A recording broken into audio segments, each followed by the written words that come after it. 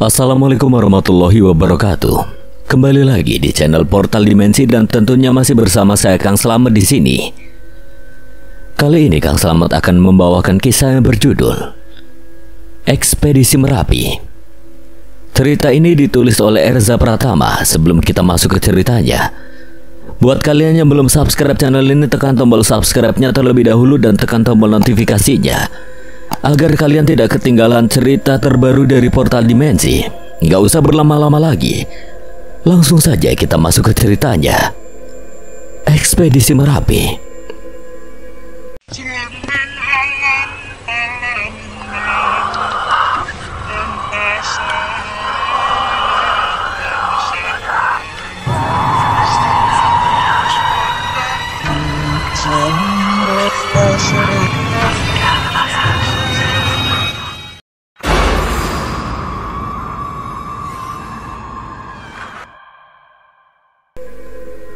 Waktu adalah hal yang paling egois. Ia tidak pernah menunggu, terus berjalan hingga tak terasa semester 2 telah berada di ujung tanduk.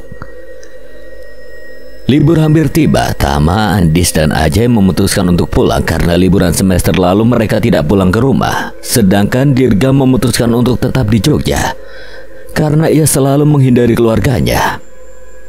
Sebelum pada pulang, hiking dulu kuy. Mau kemana? Ya deket aja tuh, Merapi via New Selo, biar bisa prepare juga di bawah. Ya udah gas lah. Mil, mau ikut nggak? Abed dan Mila setuju untuk ikut. Abed tidak ada kegiatan, sedangkan Mila tidak pulang ke Bandung karena awal semester ia akan sibuk dengan skripsinya. Untuk menghemat waktu, mereka membagi tugas untuk membeli beberapa perlengkapan yang dibutuhkan secara berpencar malam itu, karena mereka berencana untuk berangkat besok. Singkat cerita, hari sudah berganti. Mereka berangkat mengendarai mobil Dirga. Dirga mengemudikan mobil sementara Mila berada di sebelahnya, mengingat ia adalah perempuan satu-satunya, dan sisanya duduk di tengah dan di belakang. Sengaja mereka berangkat agak siang karena mereka berniat baru mulai mendaki sore hari. Nanti berangkat sore ya, terus ngecamp di atas. Kita kejar sunrise. Siap, Kapten. Tam, jangan lupa senang-senang ya. Lupain patah hati lu. Tama hanya menoleh ke Andis dengan muka datar seolah berkata, whatever. Tak terasa karena asik bersenda gurau dan mendengarkan musik dari radio, mereka telah sampai di base camp pendakian yang terletak di kaki gunung.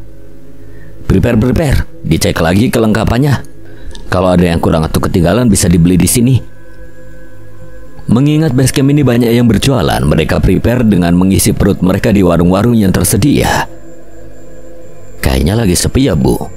Iya nih, Mas. Hari ini kemungkinan emang sepi banget. Iya, yang turun banyak tapi yang naik bisa dihitung jari. Malam ini malam satu suro, Mas. Malam Jumat juga. Dan ditambah malam ini bulan purnama. Akan banyak sekali aktivitas mistis dari gunung ini pada malam hari itu. Ya, itu kan tahayul-tahayul doang, Bu. Padahal mah nggak ada bedanya sama malam-malam biasa. Dirga menyudahi percakapan itu setelah semua telah mengisi perut mereka masing-masing. Dimulailah perjalanan pendakian pertama Mantra Coffee. Karena Abed udah pernah daki gunung ini, Abed akan menjadi leader. Dalam pendakian yang dimaksud leader adalah seorang pemimpin rombongan. Leader ini adalah orang yang bertugas untuk memandu para pendaki agar sampai ke tujuan dengan selamat. Ia si penanggung jawab. Biasanya pemimpin yang dipilih menjadi leader dalam sebuah pendakian adalah orang yang memiliki ketahanan tubuh yang kuat dan memiliki wawasan yang baik tentang jalur pendakian serta memiliki jiwa korsa yang tinggi. Dan gue bakal jadi sweeper. Keberadaan leader dalam pendakian tidak lengkap tanpa adanya keberadaan sweeper. Sweeper merupakan orang yang bertugas sebagai penyapu rombongan pendakian agar tidak ada barang dan pendaki yang tertinggal. Sweeper biasanya berada di posisi paling belakang dalam rombongan. Sweeper biasanya memiliki kesabaran ekstra. Bisa diibaratkan si sweeper ini adalah superman-nya para pendaki gunung, karena jika sweeper bertugas dengan baik, tidak akan ada satupun pendaki gunung yang akan tertinggal dan hilang. Ialah sang penyelamat. Urutan pendakian tersusun dari Abed sebagai leader, diikuti dengan Ajay yang penakut. Lalu ada Andis, Carmilla, Tama, dan Dirga sebagai sweeper. Sebelum kita naik, ada beberapa hal yang harus gue sampaikan perihal pantangan-pantangan saat naik gunung. Pertama, jangan remehkan pendakian. Kedua, jangan mengambil apapun kecuali foto. Ketiga, jangan bunuh apapun, bunuhlah waktu. Keempat, jangan meninggalkan apapun selain kenangan. Kelima, jangan asal bicara sembarangan. Abed melirik Adis. Hei, apa maksud Anda? Terakhir, harus selalu berdoa dan bersugesti positif. Abed mulai berjalan, hari masih agak terang mengingat waktu yang masih sore. Mereka berjalan tanpa ada hambatan apapun. Jalur awal yang langsung saja tanjakan membuat napas Tama menjadi tak karuan. Tama udah capek? Tanya Mila yang berada di depannya. Dari jarak itu Mila dapat mendengar nafas Tama yang agak ngos-ngosan. Tama hanya menggeleng dan mengisyaratkan Mila dengan tangannya untuk terus maju. Di sebelah kiri dan kanan mereka dipenuhi oleh perkebunan warga. Mereka terus berjalan hingga memasuki area hutan. Nanti kita istirahat sebentar di pos bayangan. Yang mau sholat dulu bisa dijamak sekalian sama Isya. Habis itu kita bablas jalan terus. Jalur yang lumayan terjal mereka lalui. Banyak juga bebatuan di area itu membuat jalanan agak licin. Hati-hati jalannya ya. Pikiran jangan kosong. Singkat cerita, mereka akhirnya sampai di pos bayangan dan beristirahat sebentar sambil menunaikan sholat maghrib sekaligus dijama Isya. Hanya sekitar 15 menit mereka beristirahat. Akhirnya mereka memutuskan untuk melanjutkan perjalanan. Perlahan tapi pasti, kabut tipis mulai mengiringi perjalanan mereka. Ditambah dengan udara yang semakin dingin hingga menusuk kulit, Ajay melihat selembaran kertas yang ia bawa. Pos 1, pos 2, Pasar Bubra. Kenapa di puncak gak ada titik lokasinya? Karena puncak Merapi itu terlarang untuk dinaiki. Jadi pendakian kita berakhir di Pasar Bubra. Ya nggak asik dong kalau nggak ke puncak. Di Pasar Bubra juga pemandangannya bagus, tenang aja. Kenapa namanya pasar? Emang ada pasar? Ya nggak ada sih Mil. Tapi konon katanya Abed memberi kode untuk tidak asal berbicara untuk menghindari kejadian yang tidak diinginkan. Dan Adis pun mengerti lalu memilih untuk diam. Konon apa? Ya konon dulunya pasar, terus sekarang udah nggak ada. Menurut legenda, Pasar Bubra bukanlah pasar dan tidak ada riwayat yang mengatakan bahwa dulunya tempat itu adalah pasar. Melainkan dipercaya bahwa Pasar Bubra adalah pasar bagi para makhluk halus. Tempat para mereka yang tidak kasat mata melakukan transaksi layaknya manusia. Juru kunci Gunung Merapi yaitu Mbah Marijan mengakui bahwa adanya hawa mistis yang ada di lokasi itu. Dalam sebuah kesempatan, Mbah Marijan pernah mengatakan bahwa di Pasar Bubra ini merupakan lokasi sebuah kerajaan gaib. Mereka semua berjalan tanpa saling berbicara. Mungkin hawa dingin ini membuat mereka enggan untuk berbincang. Perjalanan sunyi itu terjadi hingga sampai di pos 1. Karena mereka berjalan sangat santai, maka estimasi waktu pun tidak menjadi patokan. Waktu menunjukkan pukul 20 tepat. Istirahat kita agak lama dikit gak apa-apa. Yang mau masak mie atau ngopi-ngopi asik juga monggo. Andis, Ajay, dan Tama terlihat sedang memasak mie instan. Abed dan Dirga sedang merokok. Dan Carmilla sedang mengotak-atik tas karirnya. Mila menghampiri Dirga dan Abed sambil menutupi hidungnya. Kalian gak makan? Nanti aja belakangan. Sok monggo duluan. Mila akhirnya ikut nimbrung bersama Tama, Ajay, dan Andis. Namun tiba-tiba ia merasa ingin buang air kecil, namun ia takut. Ia melihat Tama dan Ajay, namun ia merasa bahwa mereka berdua juga penakut. Ia melirik Andis, tak dapat dipercaya karena sifatnya yang genit. Mila takut jika Andis mengintip. Ia memutuskan kembali menghampiri Dirga.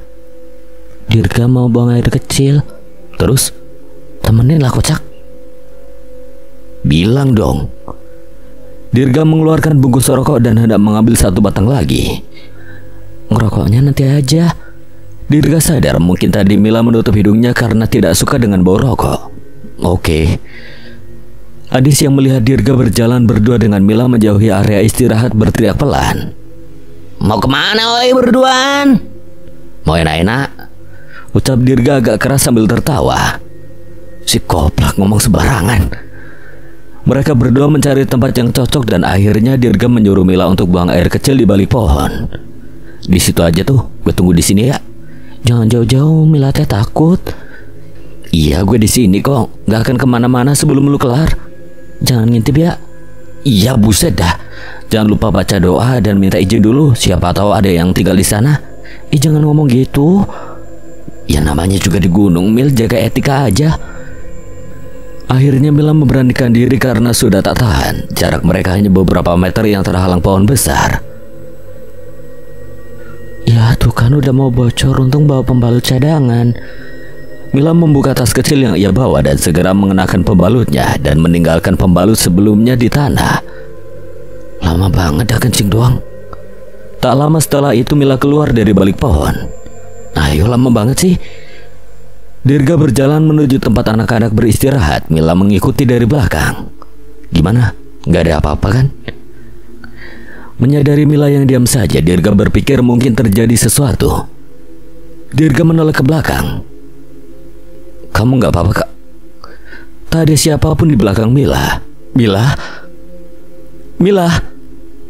Dirga agak panik dan mencari Mila. Bahkan ia kembali menyusuri jalan tadi untuk mencari Mila. Selesai juga. Ayo Dirga, kita ke tempat anak-anak. Dirga berjalan tanpa berbicara sepatah kata pun. Mila mengikuti Dirga dari belakang. Dirga, ini teh jalannya beda sama yang tadi deh perasaan. Dirga menoleh ke belakang dan mengisyaratkan untuk terus berjalan maju mengikutinya. Tanpa berbicara, dari arah belakang terdengar langkah kaki seperti berlari. Dirga kemudian berlari seakan sesuatu yang ada di belakangnya adalah hewan buas. Ia mengisyaratkan Mila untuk bergerak cepat. Dirga, tunggu, ucap Mila karena kecepatan Dirga yang cepat membuat jarak di antara mereka semakin melebar. Jarak suara yang mengejar mereka semakin mendekat. Mila menjadi panik karena Dirga meninggalkannya agak jauh di depan. Sementara suara di belakang mereka semakin mendekat. Tiba-tiba sebuah tangan menarik tangan Carmila hingga membuatnya berteriak histeris. Mila tidak berani menoleh. Ia menutup matanya karena takut. Mila sadar. Dirga, sadar kamu. Lihat di depan kamu. Sebuah jurang membentang luas. Tinggal beberapa meter lagi Mila terjerumus. Beneran Dirga kan? Iya, Dirga beneran kok. Ayo kita balik. Tadi Mila ngikutin Dirga tapi ternyata bukan Dirga. Gue juga lihat lo, makanya tadi gue balik duluan. Tapi ternyata yang ngikutin gue Dirga, dan ia memilih untuk tidak melanjutkan bicaranya. Dan sepertinya tanpa harus dijelaskan, Mila mengerti situasinya. Udah 20 menit nih. Tam, susul Gi. Seketika bulu kuduk Tama merinding. Ia menggelengkan kepalanya tanda tidak mau. Lu deh Jai. Gimana kalau lu aja? Kita bagi 2 tim. Karena gue lagi masak dan belum makan, gue di sini. Terserah, pokoknya 1 orang di sini sama gue. Sisanya cari Dirga sama Mila. Dan keputusan dilakukan melalui pertempuran sengit, yaitu Hombimba. Dan Ajay yang terpilih untuk menemani Abed di pos 1, sementara Andis dan Tama mencari Dirga dan Mila. Ada, ya udah, kuilah Tam. Mereka menyusuri jalan hingga berada di tempat yang menurut mereka cocok untuk membuang air kecil. Kayaknya sih mereka tadi di sini. Andis menemukan bungkusan putih yang mengambilnya. Pembalut. Andis berdiri dan melihat di sekelilingnya. Firasat gue gak enak. Tam. Ia memberikan pembalut itu pada Tama. Tama membuka sarung tangannya dan menyentuh pembalut itu. Sekelibat sinematik terlihat. Ia melihat mundur beberapa menit ke belakang. Andis melihat Tama. Tama mengeluarkan darah dari hidungnya. Oi Tam, ini punya Mila. Peraturan keempat, jangan meninggalkan apapun selain kenangan. Lu kenapa sampai mimisan? Apa ada sesuatu yang mistis dari pembalut itu? Gue melihat sesuatu yang keindahannya tiada tara estetik. Apa itu Bung Tama? Amanda pasti tahu jawabannya Bung Andis. Tama ya tukeran kemampuan. Andis menggoyang-goyangkan kerah baju Tama. Ayo kita serius lagi. Lu bawa tuh pembalut, buang kalau udah sampai ke bawah, jangan ditinggal di gunung. Kita punya etika. Kenapa gue yang bawa? Karena lu pakai sarung tangan. Dan lu telah melihat keindahan itu. Jangan curang Bung Tama. Bawalah barang itu sebagai bayarannya. Ayo kita balik. Siapa tahu mereka udah sampai pos 1 lagi. Tapi tadi kita nggak papasan kalau misalkan mereka udah balik. Siapa tahu nerabas semak-semak. Mereka berdua memutuskan untuk kembali. Sesampainya di pos 1, Abed dan Ajay sedang asik berbincang. Mana Dirga? Justru itu yang mau gue tanya. Mana Mila? Mereka saling bertatapan. Tama mengambil plastik dan menaruh bekas pembalut itu ke dalam plastik. Apaan tuh, Tam? Pembalut. Lu bisa menstruasi? Ini punya Mila. Abed seketika langsung berdiri dan terlihat panik. Kenapa, Bet? Sebelum Dirga pergi, lu nanya dia mau kemana kan? Dia jawab dengan bercandanya yang kurang sopan. Ditambah Mila ngebuang barang kotor gini di gunung. Peraturan nomor 4 dan 5 udah dilanggar. Sekarang hari apa? Kamis, malam Jumat. Purnama. Dan ini malam 1 Suro. Ucapan Andis yang sempat menguping pembicaraan Dirga dan penjaga warung ketika sedang makan di base camp New Selo. Kita harus temukan mereka sebelum mereka tidak pernah bisa lagi ditemukan. Dirga menggandeng tangan Mila karena Mila sangat ketakutan. Mereka berjalan mencari jalan menuju pos 1. Namun karena lari terlalu jauh, mereka kehilangan jalan. Aja mulut cepet banget dah. Terlontar kata seperti itu dari mulut Dirga. Memang dia merokok jika hanya banyak pikiran saja. Dan saat ini ia sedang banyak pikiran. Ngerokoknya nanti aja. Mila merogoh sesuatu di dalam tas kecilnya. Ini aja. Ia memberikan permen lollipop kepada Dirga. Emangnya anak kecil makan permen? Anak kecil aja ada yang ngerokok. Masa anak gede nggak boleh makan permen? Ya udah deh, daripada nggak ada. Mereka berjalan cukup jauh, namun tak terlihat jalur pendakian. Hanya ada pepohonan dan semak belukar. Kita nyasar ya? Enggak kok. Dirga berusaha membuat Mila berpikir positif karena apa yang kita ucapkan di gunung bisa menjadi kenyataan. Dirga itu apa? Tanya Mila yang melihat sosok wanita berbaju putih sedang duduk di dahan pohon. Terus jalan, jangan diliatin. Dirga mempercepat langkahnya dengan masih menggandeng tangan Mila. Dirga mau tidak mau harus melewati pohon itu karena jalan yang terlihat biasa dilewati hanyalah jalan itu. Dirga menelan ludah. Tumenggung, penuhi panggilanku.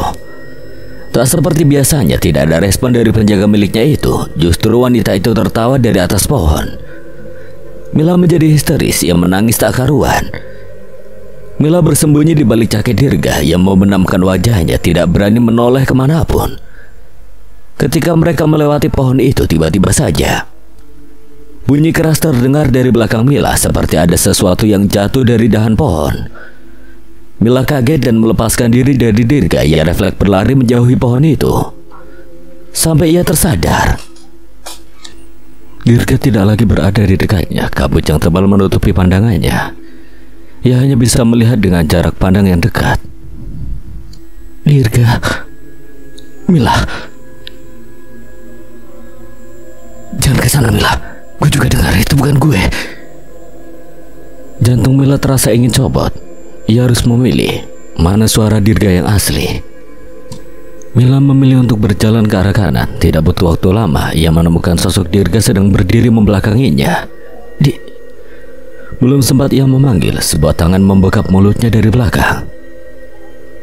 Jangan berisik, ucap si pemilik tangan itu. Pria berkulit putih mengenakan topi seperti Andis, namun berwarna hitam, dan mengenakan jaket parka berwarna coklat. Itu bukan teman lu, cuy, ucap pria itu sambil berjalan mundur, membawa Mila menjauh dari sosok Dirga yang sedang berdiri seperti patung. Mila merasa takut karena ia sama sekali tidak mengenal orang itu. Ia mulai lemas dan tidak sadarkan diri. Beberapa jam berlalu, Mila sadar kembali karena merasakan sebuah kehangatan. Ia membuka matanya dan mendapati sosok Dirga yang sedang berbincang dengan orang yang membekapnya tadi. Dirga. Dirga dan orang itu menoleh ke arah Mila yang baru saja sadar. Dirga memberikan teh hangat kepada Mila. Diminum dulu. Mila memperhatikan orang yang tadi membekap mulutnya. Itu namanya Bang Ben. Dia ngeliat kita berdua jalan di luar jalur pendakian dan ngikutin kita gara-gara takut kita bersinar di gunung. Pas Mila tadi kabur gara-gara lihat sosok cewek di dahan pohon, Bang Ben ini tiba-tiba keluar buat bantu tolongin karena takut Mila kesasar. Bang Ben memberikan senyumnya yang hangat pada Mila. Makasih ya Bang Ben. Kamu tadi salah pilih jalan. Yang manggil kamu pertama itu suara asli Dirga. Oh iya Bang, Bang Ben tahu jalan di gunung ini. Sebenarnya saya juga nyasar dan gak sengaja lihat kalian, jadi saya ikutin dari belakang.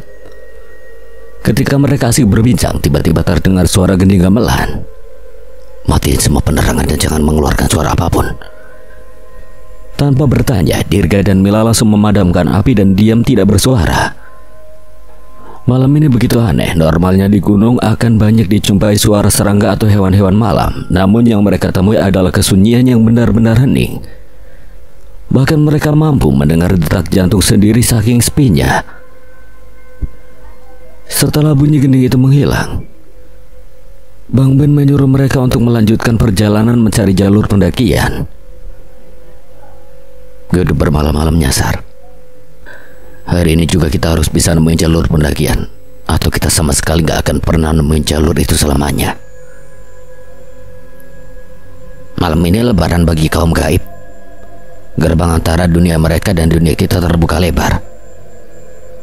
Mereka berdua mungkin udah ngelanggar aturan dan bisa jadi membuat penghuni Gunung Merapi marah. Terus kita bisa apa? Alam mengisyaratkan keberadaan mereka lewat berbagai tanda, dan gue adalah orang yang memiliki kepekaan terhadap kehadiran mereka. Kita harus sampai ke Pasar Bubra malam ini juga. Andis, Abed, Tama, dan Ajay berangkat menuju Pasar Bubra. Abed dan Andis membawa tas carrier milik Dirga dan Mila. Emang di lokasi itu ada apa, Dis? Kerajaan gaib. Hah? Ngapain kita samperin? Dengan asumsi jika mereka disesatkan, cepat atau lambat mereka akan berada di istana. Kabut tebal mengiringi perjalanan mereka menuju Pasar Bubra. Dengan penerangan yang minim, mereka berjalan agak lambat demi menghindari hal yang tidak diinginkan. Sementara Dirga, Mila, dan Bang Ben terus berjalan, Dirga melihat ke jam tangan miliknya. 22:45, tiba-tiba terdengar lolongan anjing dari lereng gunung. Gonggongan anjing-anjing itu semakin dekat seolah memang sedang menuju tempat Dirga. Sembunyi cuy. Mereka berpencar untuk bersembunyi. Tak lama setelah itu muncul anjing-anjing bertubuh besar dan berwarna hitam. Dan anjing itu berkepala manusia. Dirga menatap Mila yang bersembunyi di balik pohon beberapa meter saja dari tempat Dirga bersembunyi. Berharap Mila tak berteriak melihat makhluk itu, Dirga menoleh untuk memastikan keberadaan anjing-anjing itu. Mila! Sontak Dirga menoleh ke arah Mila, namun sosok Mila menghilang dari tempat persembunyian. Bebarengan dengan hilangnya sosok anjing-anjing itu, Mila! Bang Ben menepuk pundak Dirga. Temen lo dibawanya gedung melati cuy. Siapa itu? Salah satu dari 9 penguasa Merapi. Kemana Mila dibawa? Kemungkinan ke kerajaan mereka di Pasar Bubra. Dirga berjalan tak tahu arah. Mau kemana lu cuy? Udah jelaskan. Kalau mau ke Pasar Bubra, gue tahu jalannya. Bang Ben menghampiri Dirga. Tapi perjalanan ini gak mudah cuy. Saya gak peduli Bang Ben. Saya yang bawa Mila ke sini dan saya juga yang menjamin keselamatan anggota saya. Bang Ben berjalan dengan diikuti Dirga. Kabut semakin tebal menyelimuti mereka. Dirga menyalakan rokoknya. Di depan terlihat sebuah pohon yang membentuk seperti gapura. Pohon itu terlihat aneh, seakan memang gerbang menuju alam lain. Yakin cuy? Tanpa menjawab, Dirga berjalan menuju pohon itu dengan gagah berani diikuti oleh Bang Ben. Mulai dari sini bakalan ngeliat banyak penampakan cuy. Dirga terus berjalan tanpa menjawab. Kuntilanak hitam. Kuntilanak hitam. Sosok yang paling berbahaya di daerah ini. Kulitnya hitam gitu. Rasis lu cuy. Ya bukan rasis, kan saya nanya bang. Pakaiannya hitam, terus berjalan ketika dia muncul, tapi jangan pernah meladeninya. Pura-pura nggak melihat dan bersikap seolah-olah memang tidak ada apapun, karena jika dia tahu kita bisa melihatnya, dia akan menyeret kita lebih jauh ke alamnya, dan lu nggak akan bisa balik ke dunia manusia lagi cuy. Tanda yang muncul adalah nyanyian sinden. Jika terdengar nyanyian sinden, maka bersikap biasa dan terus berjalan maju. Di perjalanan banyak hal janggal yang mereka lalui. Dari suara-suara tawa dan menangis, bahkan suara minta tolong, hingga ke pemakaman. Bang Ben mengambil alih leader dan berjalan di depan. Sambil merokok, Bang Ben menuju ke arah atas. Dirga mencoba melihat ada apa di atas. Astagfirullah. Puluhan kuntilanak bertengger duduk di tiap-tiap dahan pohon sambil menertawakan mereka berdua. Bang Ben tertawa melihat Dirga kaget. Mereka terus berjalan hingga Bang Ben menghentikan langkahnya dan mengisyaratkan Dirga untuk berhenti. Jangan bergerak cuy. Seekor ular yang sangat besar melintas lewat di depan mereka berdua. Ukurannya tidak wajar, mungkin lebih besar dari ukuran pohon-pohon di sini. Ular itu terus melata menyeberangi jalan melewati mereka. Tiba-tiba kepala ular itu muncul dan ular itu berhenti tepat di hadapan mereka, menatap ke arah mereka. Ular itu berkepala bayi manusia dan dari tadi ia berjalan mundur rupanya.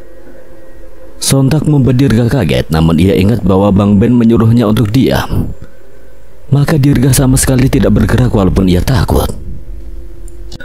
Melihat tidak ada pergerakan dari mereka berdua, ular itu melanjutkan jalan dan menghilang dari pandangan mereka berdua. Yang tadi itu apa Bang Ben? Siluman. Baru saja mereka berjalan beberapa langkah terdengar suara sinden. Jantung Dirga seakan berhenti. Ia mendengar suara wanita sedang bersinden. Bang Ben. Dengan tubuh yang gemetar juga, Bang Ben mengisyaratkan untuk tetap bersikap biasa saja. Terdengar suara itu yang semakin jelas dari arah belakang Dirga.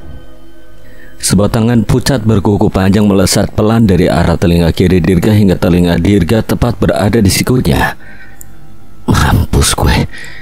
Dirga mencoba memikirkan hal lain yang membuatnya merasa takut. Namun ia selalu terbayang sosok wanita sedang menyeringnya dengan mata berlubang yang tepat berada di belakangnya. Tangan itu merambat ke dada Dirga dan kepalanya berada di sebelah kiri kepala Dirga. Wanita itu menempelkan pipinya yang penuh borok dan belatung di pipi Dirga. Kau melihatku kan? Dirga mencoba sebisa mungkin untuk menghiraukan makhluk itu. Kau melihatku kan? Ya, aku melihatmu. Dengan tengil ia meladeni kuntilanak hitam itu. Sontak membuat Bang Ben menoleh ke belakang. Bocah bodoh.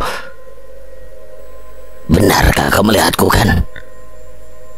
Wajahnya menyeringai dengan diikuti tawa yang menyeramkan. Dirga menghisap rokoknya dan menoleh ke wajah kuntilanak hitam itu. Mata mereka berpapasan dan saling beradu pandang. Dirga membuang asap rokoknya tepat di wajah kuntilanak itu. Eat that motherfucker.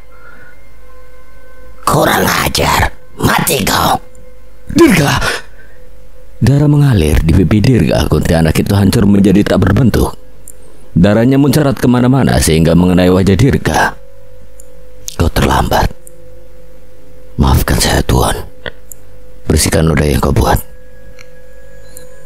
Tumenggung tidak bisa memasuki area pegunungan karena tidak diizinkan oleh penguasa Gunung Merapi. Namun karena tahu tuannya sedang dalam masalah, ia menghancurkan barrier pelindung yang telah dipasang oleh penguasa Gunung Merapi agar makhluk dari luar gunung tidak bisa masuk.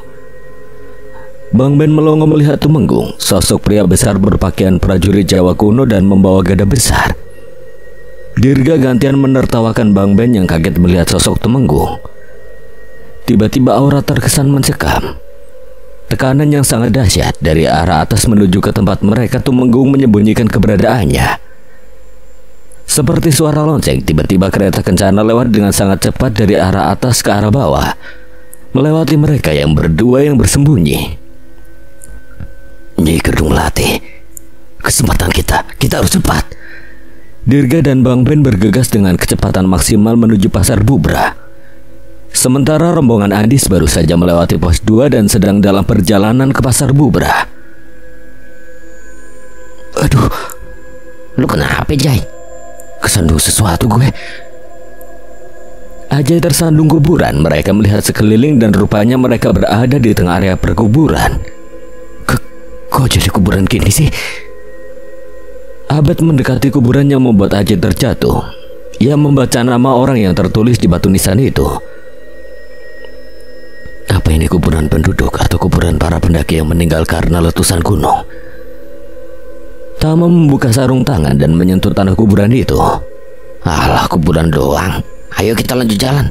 Waktu kita nggak banyak. Mereka melanjutkan perjalanan hingga sampai di Pasar Bubrah.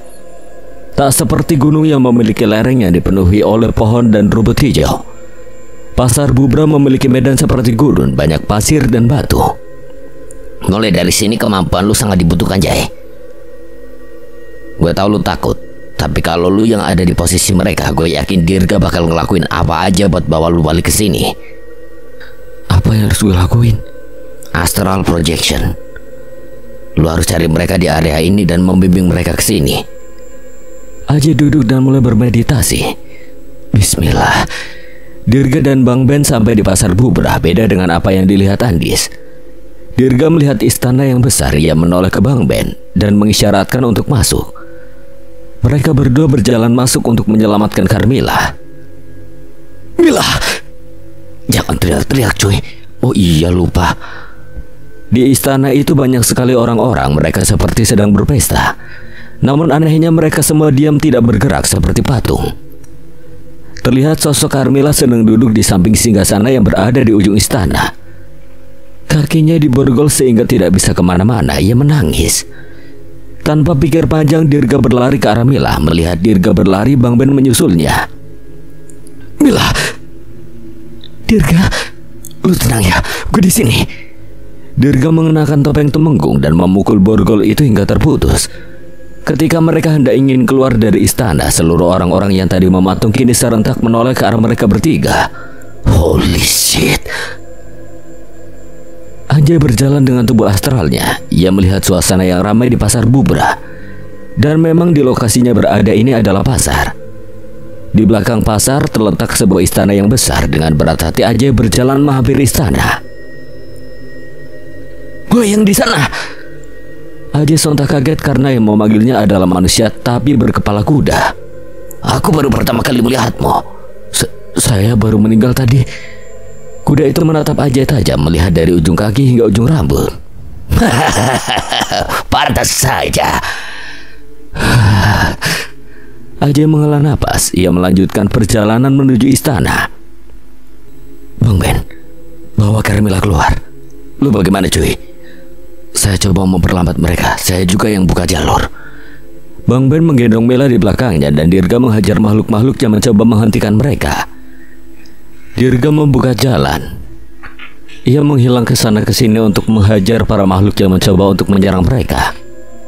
Sekarang keluar, Bang Ben. Bang Ben sekuat tenaga berlari dengan Carmilla yang berada di belakangnya. Mila, ucap Ajay yang melihat Mila digendong oleh seseorang yang tidak ia kenal. Woi! Ajay mendekat ke arah Bang Ben. Di sini juga ada. Bang Ben mengira bahwa Ajay adalah makhluk yang ingin menghentikan mereka. Ajay mengejar Bang Ben yang berlari menjauhinya. Woi, tunggu! Dirga mana? Mendengar bahwa orang yang mengejarnya mengenal Dirga, Bang Ben berhenti. Lu temennya Dirga, cuy? Iya, Dirga mana? Dari arah pintu istana, Dirga berlari keluar. Lari, bego, ngapain diem? Dirga, Jai, lari! Dari istana keluar banyak sekali makhluk mengejar mereka semua. Wanjir! Ajay takut setengah mati melihat banyaknya makhluk yang mengejar Dirga. Ikuti gue. Mereka berlari ke arah Andis dan yang lain menunggu. Dirga bergantian menggendong Mila yang tidak memiliki tenaga lagi. Dengan topeng tumenggung, kecepatan larinya sama dengan kecepatan Bang Ben dan Ajay. Jarak mereka semakin dekat. Makhluk-makhluk ini berlari sangat cepat. Mereka memasuki area pasar. Bentar lagi Andis mulai terlihat. Andis dapat melihat mereka yang sedang kejar-kejaran. Andis berjalan sedikit dan membuat sebuah garis di pasir dengan sebuah tongkat. Lalu ia mundur kembali dan duduk bermeditasi. Andis memfokuskan dirinya untuk melakukan satu hal. Jarak antara mereka bertiga sudah sangat dekat dengan kejaran para makhluk itu. Bang Ben menghentikan langkahnya. Ia menatap punggung Dirga dan Mila dari belakang.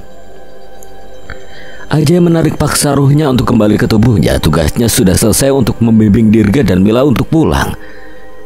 Ajay mulai bangun dan tersadar. Sekarang Dirga menoleh ke belakang. Ia melihat Bang Ben yang berdiri menatapnya sambil tersenyum. Waktu seakan melambat. Bang Ben melambaikan tangannya pada Dirga. Sering-sering tengokin gue di sini ya cuy. Bang Ben! Teriak Dirga sambil berlari sambil menghadap belakang dengan mode slow motion.